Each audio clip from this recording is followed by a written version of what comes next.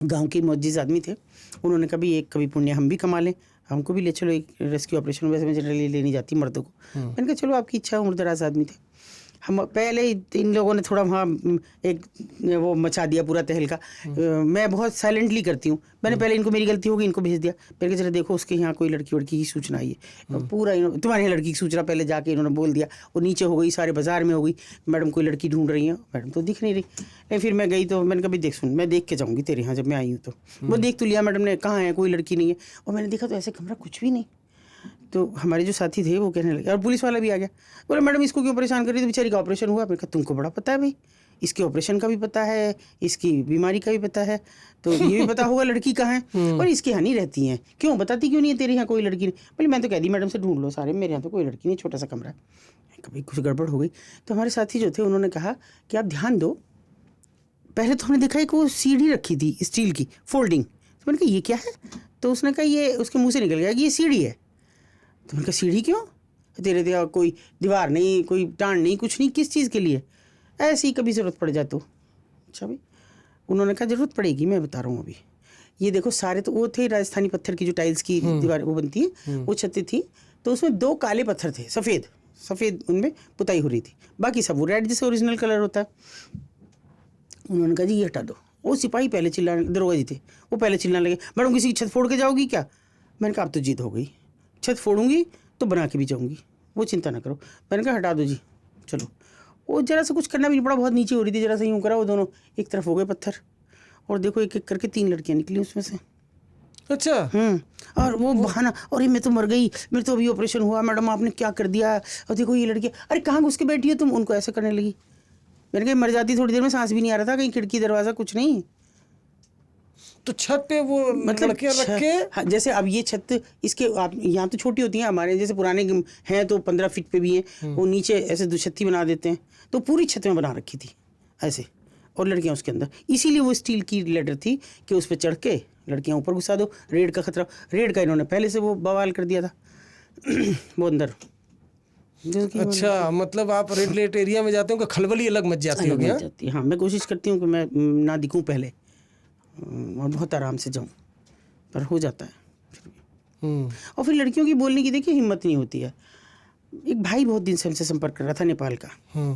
उसने कहा कि मैडम पक्का मेरी बहन ने एक एक चीज़ बताई है किसी कस्टमर के ज़रिए, मुझे फ़ोन नहीं ले जाने देते हैं कस्टमर को।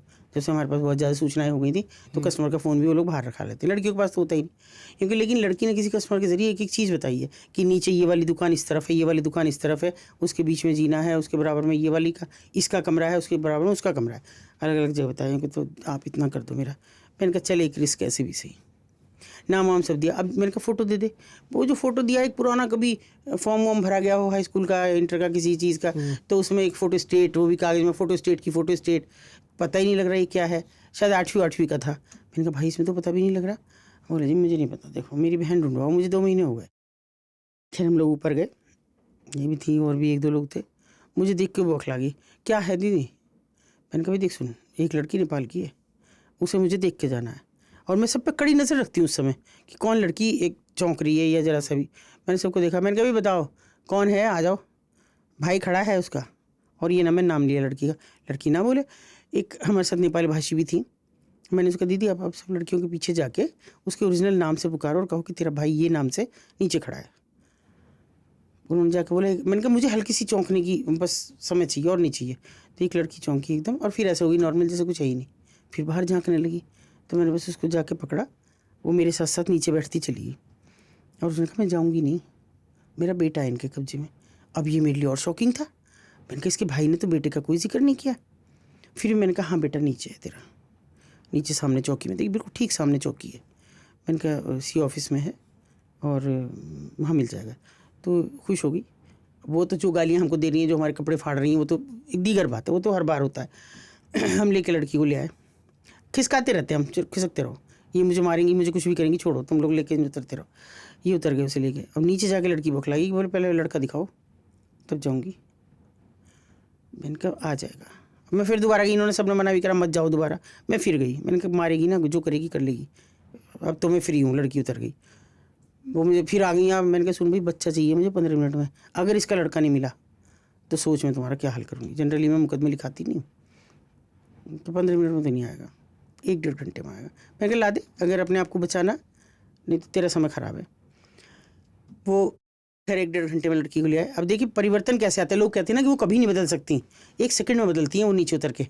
पहले तो उन्होंने कहा मेरे तो कपड़े ऐसे, मेरा भाई देखेगा तो क्या कहेगा। मैंने कहा चलो कपड़े तो हम डाल के रखते हैं, एक आध पहना दिया। मेरे तो बाल कटे हुए हैं, मुझे दुपट्टा दे दो, भाई देखेगा तो दुपट्टा। मैंने कहा मूर्ख लड़की, भाई को बता रही है कपड़े देखेगा, ये देखेगा, बच्चा भी तो पूछेगा बच्चा कहाँ से आया ये नहीं पूछेगा क्या। 7 साल हो गए थे उस लड़की को। 7 साल हो गए थे। 7 साल हो गए थे। मैंने कहा हम सब बता चुकी कि तेरा एक बच्चा भी है, तो चिंता मत कर। झूठ बोला हमने, हमारी तो बात ही नहीं हुई थी कोई, ना हमको पता था इसके बच्चा है। तो ये मतलब वहाँ से निकलने का, लोग कहते हैं कि उसको कैसे भूलती हैं जो उनके साथ बीता। मैंने कहा 1 सेकंड में भूलती हैं, क्योंकि वो सांस मिलती है उन्हें बाहर आके। जो खुली सांस उन्हें मिलती है ना, और एक विश्वास उनमें जगता है कि जिस समाज ने तुम्हें वहाँ पहुँचाया, उस समाज में कुछ ऐसा भी है कि तुम आज बचाने भी आए। अपने भाई को मिलकर रोना, जो सब चीज़ें हुई, और वो बच्चा कहता है तो अब मत भेजना मुझे। वहाँ जो मामा है ना, बहुत मारता है बच्चों को, खाना मांगते हैं तो भी मारता है, और रोते हैं तेरी याद आती थी तब भी मारता था। तो आप सोचो कि माँ पे क्या बीता होगा फिर।